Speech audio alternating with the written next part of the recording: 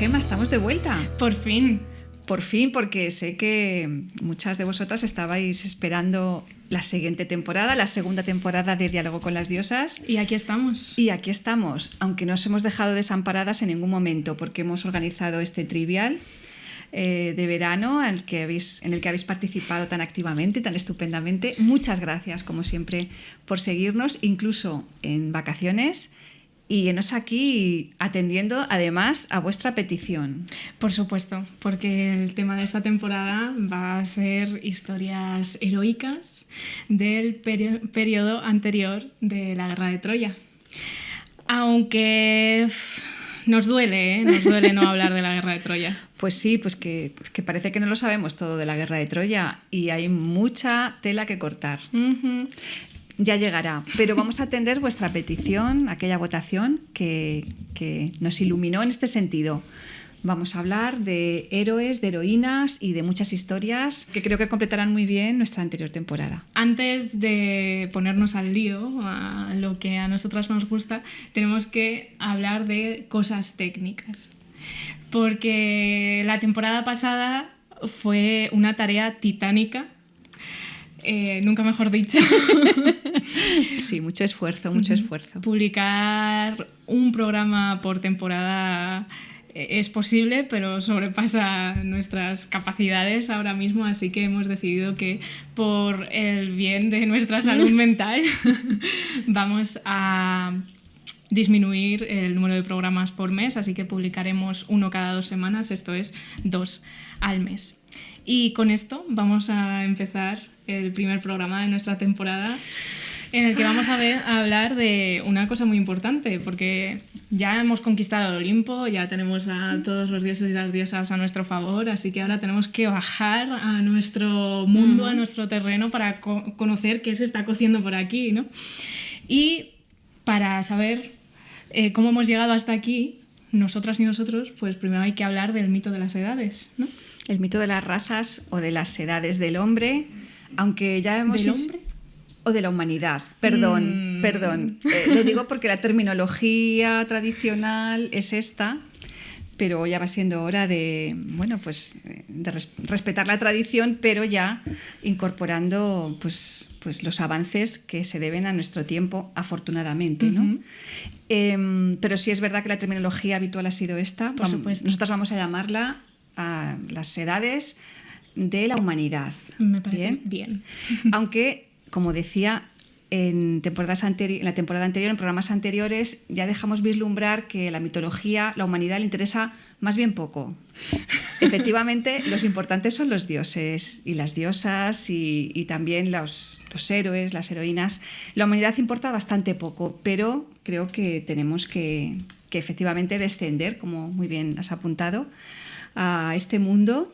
Y tenemos también que aclarar que aunque hay varias versiones, como siempre, esto nos será muy habitual y muy conocido en nuestra temporada anterior, aunque hay varias versiones sobre un mismo mito, pues vamos a tomar una como canónica. Ya sabéis que nuestra debilidad siempre es Hesíodo, sobre todo porque es la más antigua y sin embargo, pues en efecto podéis encontrar la visión de Ovidio, la visión de Virgilio, la versión de Horacio, ya poetas romanos, poetas latinos, pero nosotras nos remontaremos como siempre a Hesíodo y haremos alguna incursión en algunos aspectos concretos de las versiones de los poetas romanos.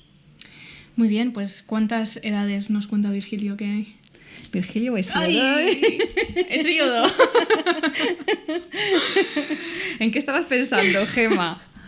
Bueno, si es que lo que cuenta Virgilio sobre la Edad de Oro, que es con la que vamos a empezar, pues es muy importante. Pero según Hesíodo hay 5 razas o 5 generaciones, 5 linajes, que los primeros sobre todo toman su nombre de metales preciosos, pero que van a ir degenerando, ¿no?, progresivamente. La primera es la de oro, la segunda es la de plata, la tercera es la de bronce. Luego Hesíodo va a introducir ahí como un poco con calzador sí. la edad de los héroes, que nos va a interesar muy mucho para nuestra temporada. Y por último, la edad del hierro, que es en la que todavía nos encontramos. Sí, sí. No hemos evolucionado mucho. Por eso. Pero bueno, ahora veremos, ¿no? Ahora vamos a ello. Entonces vamos a describir brevemente estas 5 razas, como digo, en progresiva decadencia, como se ve a propósito de sus nombres, ¿no? De esos metales primero preciosos y luego, pues más bien de la vida cotidiana, ¿no? Dale. Vamos. Sí. Pero así, a la piscina. Así, venga, de manera resumida, porque bueno, luego hay muchos matices, pero nos cuenta Hesíodo que en la Edad de Oro la raza de los hombres y digo hombres ahora con mucha intención, la raza de los hombres y la de los dioses conviven amigablemente. Estos hombres de la Edad de Oro son bastante parecidos a los dioses en cuanto a su modo de vida, porque no tienen que hacer nada para sobrevivir. Ellos habitan una especie de paraíso, una especie de Edén, donde todo es alegría, donde todo es ocio, donde efectivamente se codean con qué envidia, ¿no? Se codean con las divinidades y bueno, viven muchos años. Y llega un momento en que ya, pues un poco aburridos, ¿no? Y cansados de vivir tanto, se quedan dormidos y ya está. Y acaban su existencia convirtiéndose en una especie de daimones, lo que luego en otras tradiciones llaman los ángeles custodios, ¿no? Unos daimones, unos espíritus que velan por las siguientes generaciones, que ya digo, son todas ancianísimas, ¿no?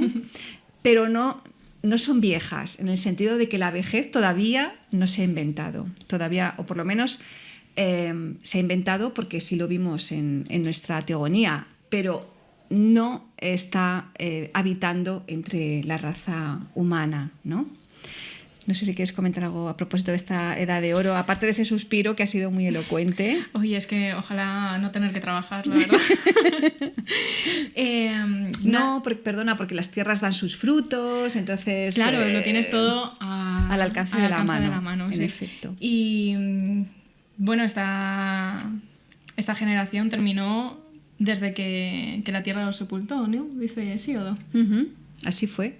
Luego llegó la Edad de Plata, que aquí la cosa ya se va a liar. Aquí se va a liar mucho, porque aquí esta generación pues ya deja entrar en sus corazones la maldad propia de los humanos. Y aquí tiene mucho que ver, claro, la aparición de la primera mujer, porque antes hemos hablado de los hombres de la Edad de Oro, que esto plantea un dilema, un problema, habida cuenta de que la mitología no dice explícitamente, ¿no?, que la raza de oro fuera estuviese exclusivamente formada por varones, pero si se dice que la primera mujer es creada en la siguiente raza, pues tenemos que entender que en efecto los primeros hombres de la Edad de Oro eran todos varones. Y el problema vendrá justamente con la aparición de la primera mujer. ¿Cómo no? ¿No?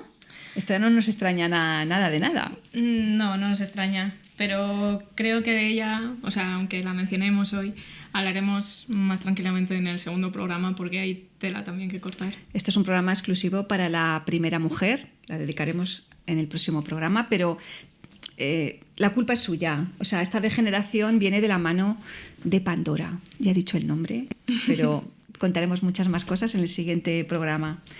Y los hombres de la siguiente edad, de la edad del bronce, son absolutamente sanguinarios, se complacen en la guerra.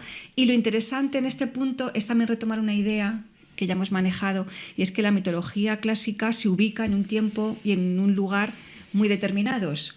Pues esta edad del bronce se corresponde, desde un punto de vista histórico, con la edad del bronce que se estudia en los libros de historia, y lo hacen coincidir de una manera absolutamente magistral.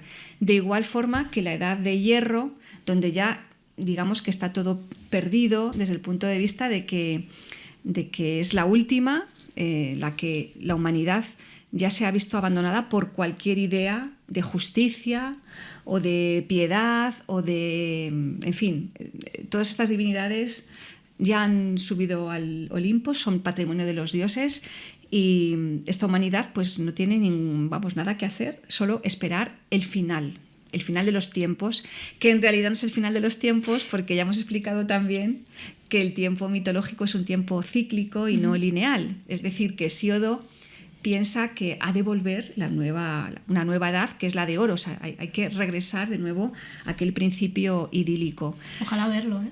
Pues en eso yo creo que ahí estamos, Gema, porque, en fin, no hay más que encender la televisión y ver un telediario para intuir pues, que estamos en un momento casi de autodestrucción, ¿no? La humanidad que se autodestruye víctima de su propia crueldad, de su propia maldad y de la falta de solidaridad, de la ausencia de justicia. En fin, creo que estamos ahí, ¿no? Tocando fondo. Al borde del colapso. Bueno, pero lo mismo, ¿eh? Nosotros nos tocaría vivir de nuevo la edad de oro. No sé, ojalá. Ojalá.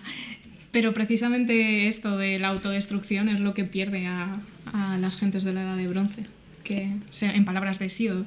Exacto. Y hemos dicho antes que aquí él introduce la edad de los héroes. Claro, en algún momento tienen que aparecer los héroes previos y contemporáneos de la guerra de Troya, ¿no? Uh-huh. Entonces aquí pues se introduce esa edad por parte de Hesíodo, aunque como digo, en otras cosmogonías pues no se hace alusión explícita. Sobre todo se subraya en la época de los poetas romanos, se subraya la idea de la edad de oro, esa edad de oro que ha de volver y que, claro, todos insinúan que va a ser en época de Augusto, claro, porque todos deseamos que nos toque, ¿no? En algún momento el regreso a ese paraíso perdido, ¿no? El paraíso perdido. Entonces, nosotras somos las nietas de la generación de los héroes, ¿no? Pues sí, nietas... Nietísimas. Trastaranietas, no sé muy bien el lugar, pero ahí estamos, ¿no? Uh-huh. Heredando esta absoluta decadencia y progresiva decadencia. Uh-huh. Vaya, no queríamos empezar de esta manera tan, no sé, tan destructiva, pero bueno, siempre queda la esperanza, que por cierto será pues un concepto muy importante en nuestro próximo programa. La esperanza y la ciencia, porque este relato que en Hesíodo parece a lo mejor tan fantástico para nosotras, tan moralizante, ¿no? La decadencia de caer desde lo perfecto hasta la miseria absoluta, pues si lo miramos un poco más con los ojos así entornados, podemos encontrar muchas similitudes, como ya has ido señalando, con la propia evolución sociocultural de la humanidad. Porque empezamos por la Edad de Oro, ¿no? Donde nadie trabaja ni sufre. Esto recuerda a la visión que muchos antropólogos tienen de los cazadores-recolectores, que eran sociedades pequeñas, nómadas, con cierta igualdad, porque daba igual que fueses hombre o mujer. Si podías salir a cazar, salías a cazar, porque las cosas no estaban como para perder recursos. Y entonces era un tiempo en el que todo parecía, como hemos dicho antes, estar al alcance de la mano, porque podías tomar los recursos de la naturaleza sin necesidad de dar nada a cambio. Y es cierto que no era el paraíso que describe Hesíodo para su Edad de Oro, ni mucho menos, porque la decadencia... Está pasando un avión. Que no era un paraíso ni mucho menos, porque evidentemente sobrevivir era un trabajo y además muy sufrido, pero bueno, podemos hablar de esa vida en la que puedes tomar de la naturaleza lo que necesitas. Y por cierto, Gema, a propósito de esta idea, una cosa muy moderna que ahora se está manejando es que en estas sociedades, y como tú también has apuntado, las mujeres también cazaban, que parece que siempre se quedaban ellas en la cueva y los varones salían, y bueno, pues la antropología más puntera se atreve con sus pruebas a insinuar que esto no es tan así, que también, por eso tú también lo has dicho muy bien, ¿no? Que tanto ellas como ellos sobrevivían de esos recursos naturales en una suerte de igualdad, ¿no? Claro. Entonces, luego con la Edad de Plata ya se habla de que esa desigualdad va entrando en juego, ¿no? Creo que no hemos comentado que esta raza eran hombres que vivían durante 100 años como niños pegados a sus mamás. Y precisamente esto de que la mujer tuviese que estar durante 100 años cuidando de estos niños, que en aquella época debía de ser como 3 o 4 vidas, sí, exacto. Pues puede leerse como el asentamiento de la sociedad gracias al descubrimiento de la agricultura, del desplazamiento de la mujer precisamente gracias a ese sedentarismo a la esfera de lo privado y, por tanto, la aparición de las primeras jerarquías, ¿no? El hombre dominando sobre la mujer. Y, por tanto, ya que tenemos estas tribus, pues hay una explosión demográfica porque es más fácil, digamos, sobrevivir. Y con esta explosión demográfica, ¿qué es lo que viene? La pelea por los recursos. Esos hombres violentos de la Edad de Bronce que van a luchar por esos recursos y que van a provocar el colapso de esa civilización que, según los historiadores, los antropólogos, se denomina la Edad Oscura de Grecia y que coincide con el 1200 hasta el 800 a.C., en el que no sabemos absolutamente nada. No hay documentos. No sabemos nada hasta que aparecen Hesíodo y Homero ahí gracias a los dioses y que precisamente es al final de esta etapa cuando encontramos documentados estos poemas. Y precisamente a las puertas de ese colapso de la Edad de Bronce es donde también se data la histórica guerra de Troya. Que Hesíodo no estará de acuerdo con esto porque él va a ser el que diga no, la guerra de Troya ocurre en esta maravillosa edad de los héroes que me acabo de sacar de la chistera. Que creo que es precisamente esta edad de los héroes un intento de intentar traducir este trauma histórico en una herencia cultural. Exacto. Lo que me hace pensar, ¿no serán los héroes los poetas que hicieron la vida de las gentes más llevadera?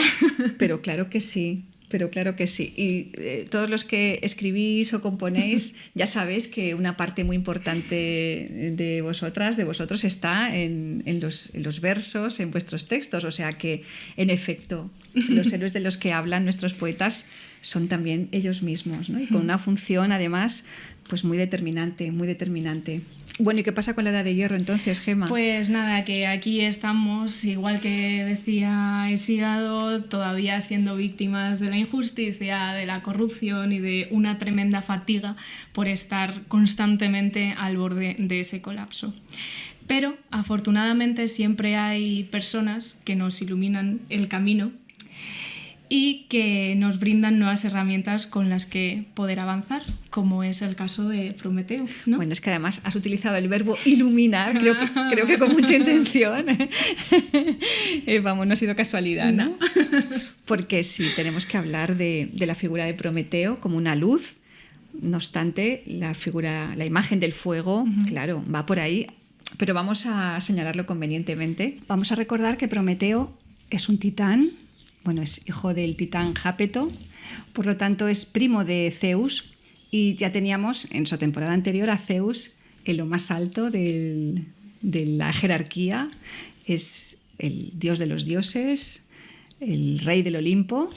Claro, tenemos que recordar la titanomaquia, esa guerra en la que se lanzaban piedras los unos a los otros para ver quién se quedaba con el poder y que ganaron los olímpicos.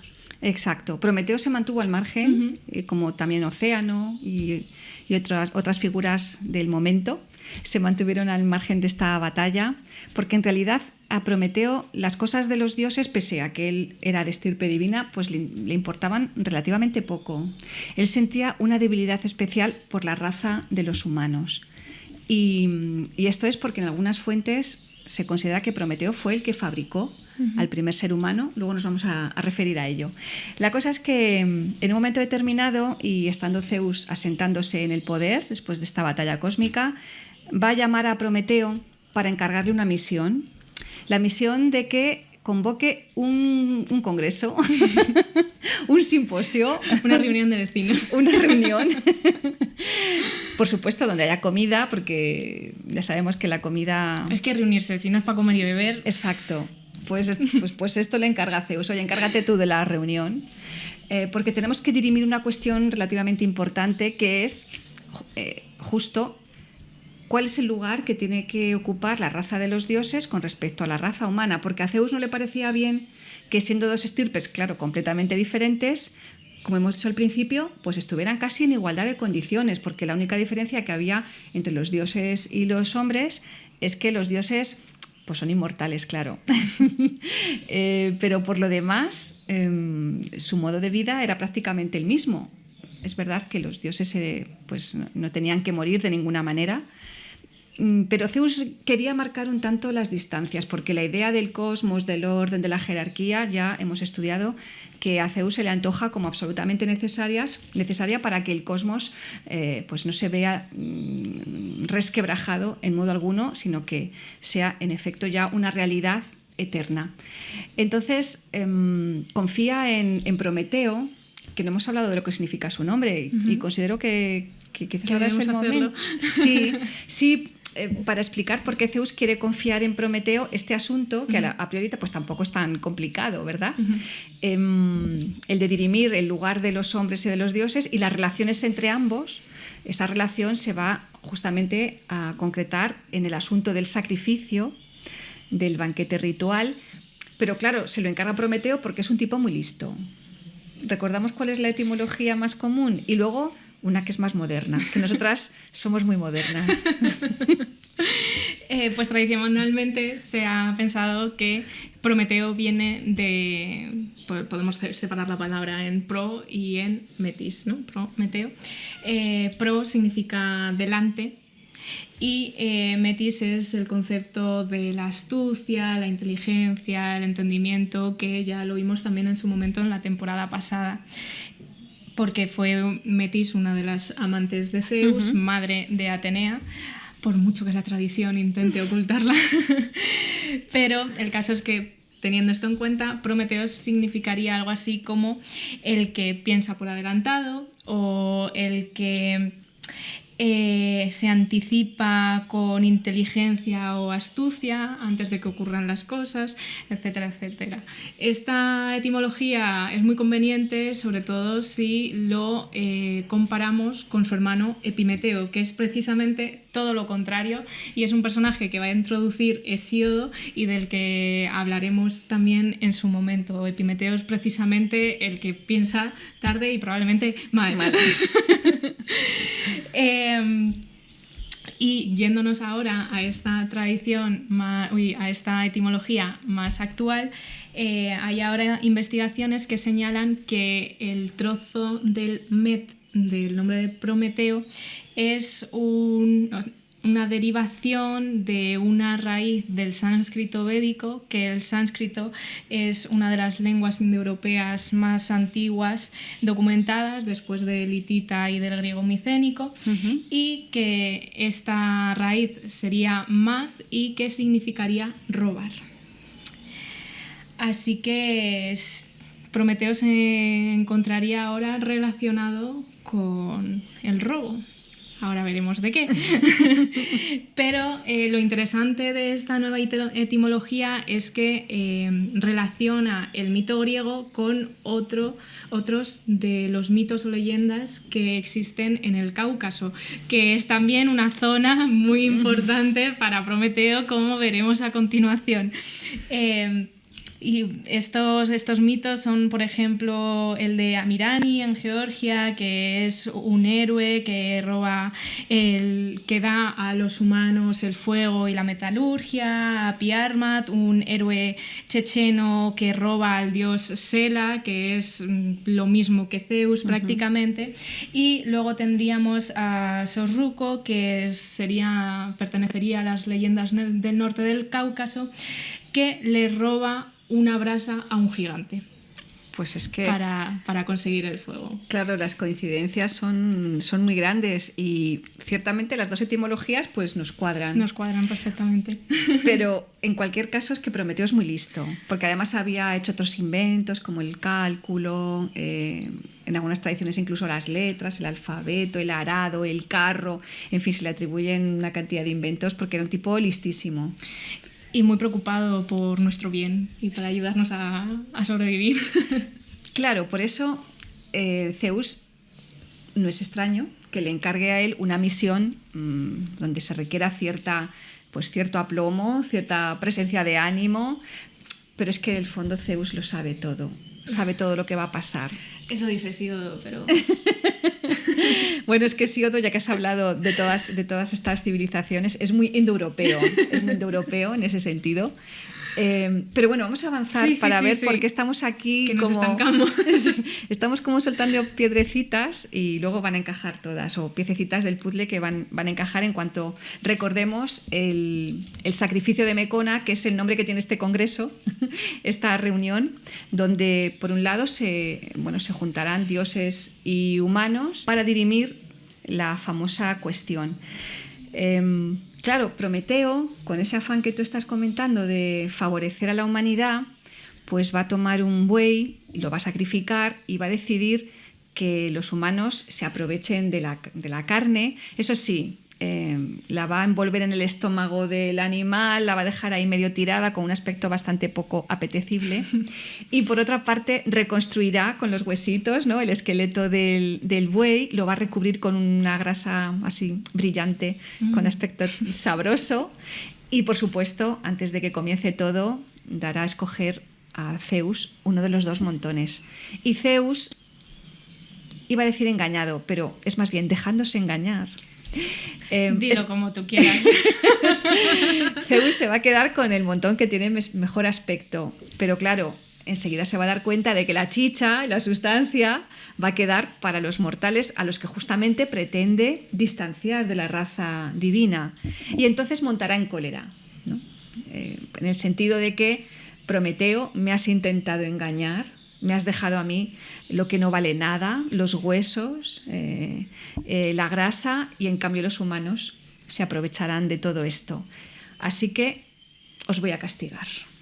Sobre todo a estos humanos que se van a quedar con el montón de la carne. Entonces la idea viene a ser algo así. Esto no lo vamos, en ninguna fuente aparece, pero yo me lo imagino. ¿Queréis comer carne? Pues os la vais a comer cruda. Porque lo que hace Zeus para castigar a los mortales es quitarles el fuego para que no puedan cocinar.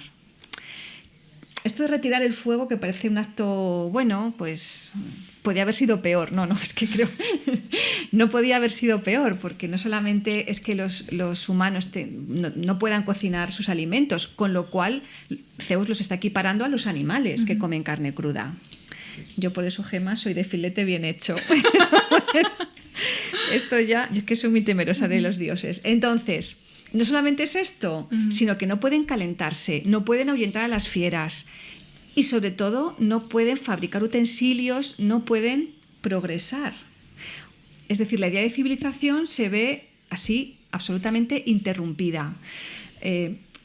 Y Zeus consigue lo que quiere en este banquete frustrado que acaba como el Rosario de la Aurora, porque efectivamente los dioses quedarán arriba del todo. Ellos no necesitan comer, o sea, comen, pero por gusto. Ellos no necesitan alimentarse. Luego estarán los humanos y un poquito por debajo los animales, porque tanto los humanos como los animales necesitan comer para poder sobrevivir. Y encima, con este añadido de la privación del fuego, ¿no?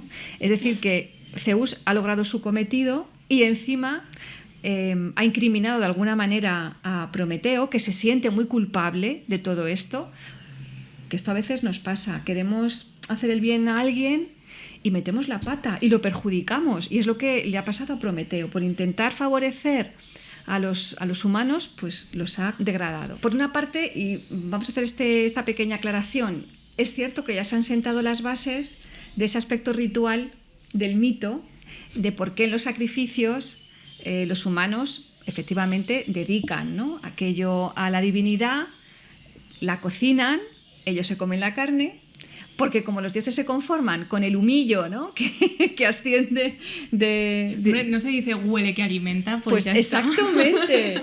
O sea, a los dioses le basta con esto. Se alimentan del puro olor. Es un mito etiológico, o sea, la teología es clara, pero es verdad que aquí se sientan las bases de esa relación futura, ritual, entre los humanos y los dioses. Pero claro, tenemos en este momento a la humanidad hundida en la oscuridad más absoluta, de manera literal. Así que, ¿qué es lo que queda? Pues queda que alguien haga algo. Y como los humanos tampoco estamos en potestad de poder enfrentarnos al dios de los dioses, pues Prometeo será el que acabe interfiriendo y de nuevo a las espaldas de Zeus bajará a la fragua de Hefesto y allí le arrebatará el fuego y se lo entregará de nuevo a los humanos. Como si Zeus no se fuera a enterar. En fin, es verdad que los artistas nos presentan a Prometeo así como a hurtadillas en una cañaeja, llevando la chispa divina, como si Zeus no se fuera a enterar. En cuanto ve otra vez, ¿no?, las hogueras, el humo ascendiendo hacia el cielo, pues este es el segundo desacato de Prometeo. El primero fue el asunto de los montoncitos y el segundo es este, ¿no? Robar el fuego divino, que es una cosa mucho más grave. A todo esto, Zeus es como que se hace el ofendido, pero si rascamos un poco entenderemos pues esto que he dicho antes, que Zeus se ha dejado engañar, porque Zeus es el metieta, él lo sabe todo. ¿Qué necesidad tiene de encomendarle a su primo esta cosa, no? Pues porque necesita excusas para separar la raza humana de la raza de los dioses. Divide y vencerás. Divide y vencerás. Y es que además Prometeo como que pues tampoco le tiene mucha simpatía, creo, a su primo. Esta devoción de Prometeo por los mindundis de los humanos, yo creo que a Zeus no le viene bien. Entonces, todo esto son interpretaciones, ¿verdad? Pero creo que sí, que Zeus se deja engañar, porque así puede tener esta excusa perfecta de me has ofendido, no me has guardado el debido respeto, esto es hibris, así que os vais a enterar. Y claro, el castigo por este segundo desacato pues va a ser monumental y doble. Aquí Prometeo no se va a librar, va a haber un castigo directo. ¿En qué consiste? Que aquí hilamos con lo que ha comentado Gemma del Cáucaso. Efectivamente, Zeus va a encadenar a Prometeo en la cima del Cáucaso. Lo hará Hefesto, además. Y no contento con que Prometeo se pudra allí con las nubes, va a enviar a Zeus su águila para que le coma el higadillo todos los días, porque ya sabéis que el hígado es el único órgano capaz de regenerarse en nuestro cuerpo, así que ahí vamos a tener a Prometeo sufriendo este dolor por toda la eternidad. Claro, son castigos eternos, en principio. En principio.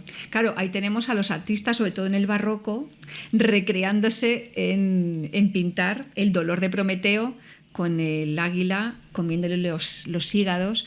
Por otra parte, en la antigüedad se pensaba que ahí residían las pasiones, más que en el corazón, en el hígado. Y ahí lo tenemos al pobre Prometeo, aunque su castigo no va a ser eterno, ¿no? Porque en un momento determinado, van a pasar cientos de años, claro, pero en un momento determinado Heracles, hijo de Zeus, acabará con el águila y además liberará a Prometeo. Y tenemos una fuente clásica muy importante sobre esta historia, aunque no está completa. Creía que querías decir lo de Prometeo encadenado. Sí, pero estaba pensando yo en otra cosa. O no, lo quitamos.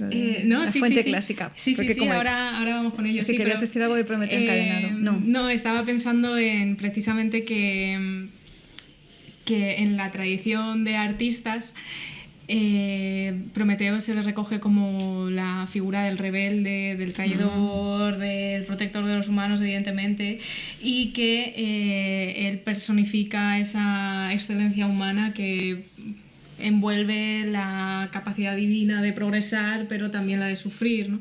Y estaba pensando simplemente en eso. Pues ya está dicho.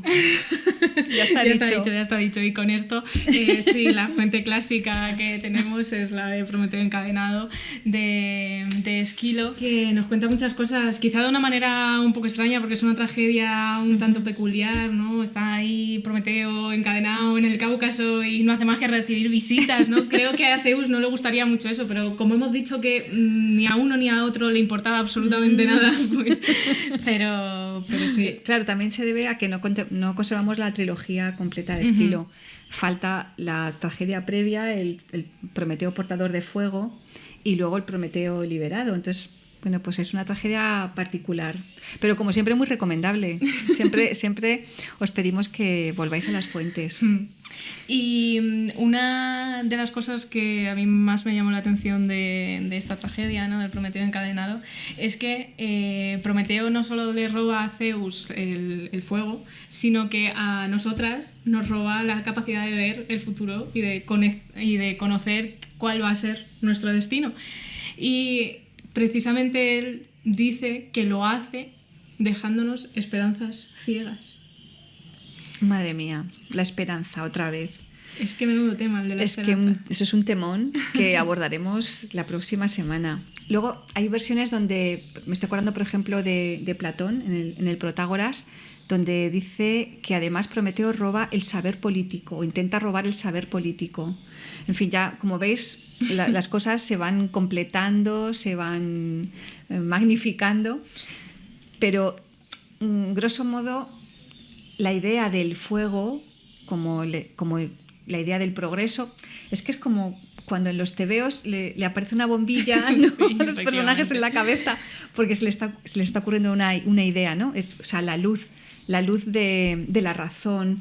Todo esto creo que es uno de los aspectos más fundamentales. Lo que has señalado antes, que el fuego es la vida civilizada, luego será el espíritu de la tecnología, el conocimiento prohibido, la inteligencia, la inspiración artística. Es que el fuego son muchas cosas para nosotras, pero aparte de la versión de Esquilo, de la versión de Hesíodo, tenemos muchísimas versiones más, porque probablemente el mito de Prometeo sea uno de los más elaborados por la tradición literaria, artística y todas las tradiciones, y precisamente quizás sea uno de los mejores ejemplos que nos muestren la variación del mito que siempre defendemos en este programa, ¿no? Que un mito no tiene un único relato, sino que cada sociedad va añadiendo sus pareceres y sus ideas a esos mitos y los va transformando para precisamente que los entendamos.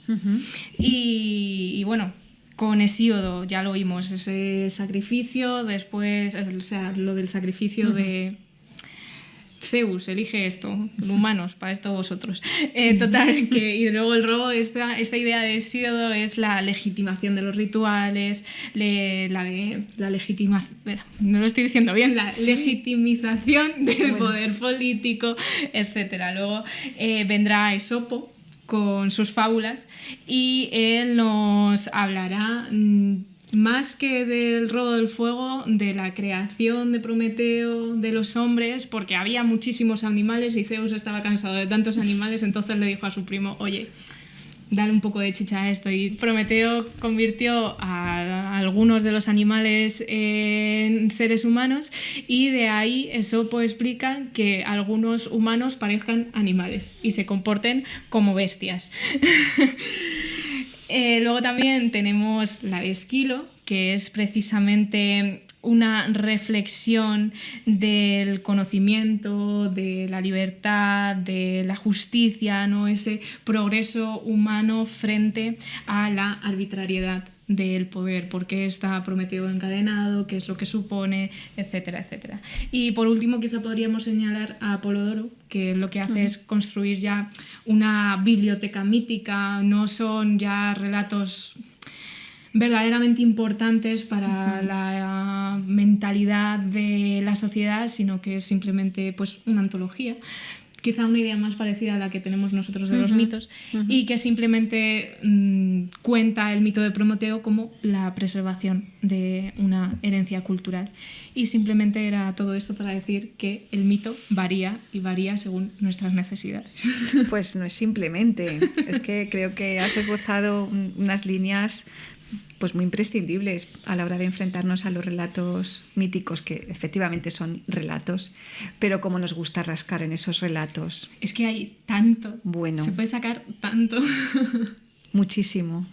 En esta línea de, pues eso, de las interpretaciones antiguas de la figura de Prometeo, creo que ya podemos continuarla con las interpretaciones modernas, y es que seguro que estáis pensando en el subtítulo de la obra de Mary Shelley, ¿no? Estáis seguro pensando en ese Frankenstein o el moderno Prometeo, ¿no? Madre mía, los pelos de punta ya.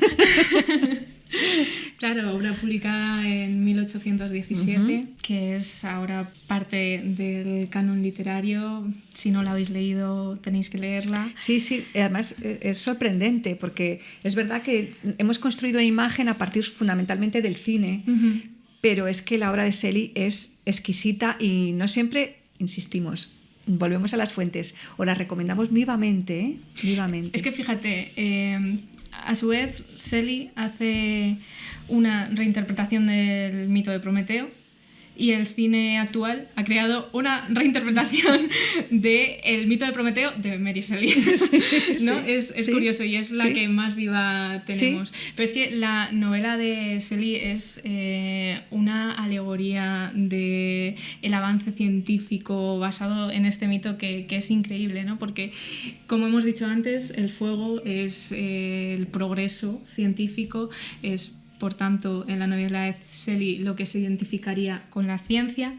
Y vamos a tener a Victor Frankenstein, que es el protagonista de la novela, que no es el monstruo, sino... Esta es otra, porque también existe esa idea común. Frankenstein, claro, es el nombre del monstruo, pero el nombre del monstruo no se menciona en ningún momento. En ningún momento. Frankenstein es el doctor que crea al monstruo.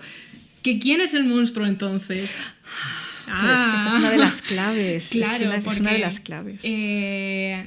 Podríamos decir, Víctor entonces es el paralelo de Prometeo, pero no, porque hemos visto que Prometeo está muy implicado en el cuidado de sus creaciones.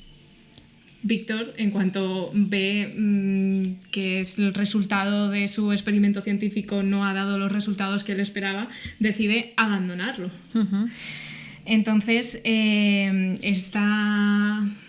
evitar la responsabilidad le lleva a un fracaso que lo retrata con una negación de la empatía increíble, y que evidentemente va a recibir un castigo que no va a ser encadenado al Cáucaso, pero va a ser perseguido hasta la muerte, ¿no? por su propia creación. Entonces, a lo que iba con esto es que ¿quién es el monstruo? ¿La víctima que nace de la arrogancia del protagonista, o el protagonista que no quiere, que omite sus responsabilidades para con este monstruo? Pues creo que la respuesta... Creo que se nos nota un poco el primero, ¿no? Creo que la respuesta por nuestra parte es evidente. Nos gustaría, como siempre, que nos mandaréis vuestra opinión a este respecto, pero justamente si... la obra se titula El moderno Prometeo, además de revelar que Mary Shelley y todo su grupo de amistades se sabían los mitos clásicos, el hecho de anteponer el adjetivo moderno pues también nos retrotrae al punto del que hemos partido, al mito de las edades. O sea, la modernidad es la decadencia, es ya la hibris, es la ausencia de justicia, de medida, carecer de aquello que sí tenía Prometeo, según el relato antiguo, ¿no? Y dices que conocían muy bien los mitos, y tanto, porque en esta novela no solo está presente el mito de Prometeo, es que también podemos encontrar el mito de Edipo o incluso el mito de Narciso, porque bueno, todavía no hemos comentado ninguno de estos dos mitos, ¿no? Pero la idea básica es que, en relación con el mito de Edipo, Víctor Frankenstein se niega a ver la realidad que es lo que le ocurre al propio Edipo. Y en cuanto a Narciso, es como la inversión del mito, porque mientras que Narciso es una persona bellísima a la que todo el mundo acepta y alaba y demás, Frankenstein se va a encontrar con el rechazo de toda la sociedad, y el ver su reflejo va a significar para Narciso y para el monstruo la perdición total. Muy interesante también la lectura feminista, porque no nos olvidemos de que Mary Shelley es hija de Mary Wollstonecraft, que es una de las madres del feminismo. Y en este sentido, volviendo a la negación de la empatía y de los cuidados, podemos hacer esa lectura de los problemas de la paternidad y de que los hombres no se encarguen de sus hijos, pero además también en la creación de este monstruo está lo que vimos también en la temporada pasada, de la envidia de los hombres de no ser capaces de crear vida. Y que precisamente apartar a la mujer de este proceso conlleva el fracaso, que es justo lo contrario a lo que vimos en el programa pasado, la temporada pasada, porque decíamos que Zeus, cuando creaba él solo, creaba portentos, pero cuando lo intentaba era un desastre, ¿no? Pero precisamente Mary Shelley, muy, muy, muy bien visto, hace esta lectura precisamente de que no es una cuestión de unos y otros, es una cuestión de conjunto. Qué necesaria esa visión. Y en cualquier caso, siempre un consejo que cada cual puede aplicarse o no. Cuidadito con querer ser, en este caso, Zeus, ¿no? Cuidadito con querer ser dioses. Zeus ya veis cómo se las gasta, ¿eh? Cómo se las gasta Zeus. Entonces, es una advertencia. Es una advertencia. Y en este sentido, volvemos a insistir, es que Siodo es muy pro-indoeuropeo y hemos visto que Zeus y todos estos dioses vienen de allí y está claro el mensaje, ¿no? Ya hemos hablado de la hibris en programas anteriores, volvemos a lanzar la advertencia, cuidado con la soberbia que no lleva por ningún camino al bien. No sé cuánto llevamos de programa, pero sí, tenemos que parar, aunque podríamos seguir hablando de Prometeo, porque hay muchas cosas que se nos han pasado por alto quizás, pero creo que es momento ya de volver a nuestras antiguas costumbres, es decir, terminar un programa con una lectura contemporánea. Que tengo que ir a buscar porque no he recogido, así que un segundo. One eternity later. Hemos decidido traeros hoy un fragmento de la novela Circe de Madeline Miller, que evidentemente narra la historia de Circe y por tanto la Odisea, que ya también hemos comentado en otros programas y demás. Pero es que al principio de la novela, cuando se relata la infancia de Circe, pues aparece este personaje y será un personaje muy importante en la evolución psicológica de nuestra heroína.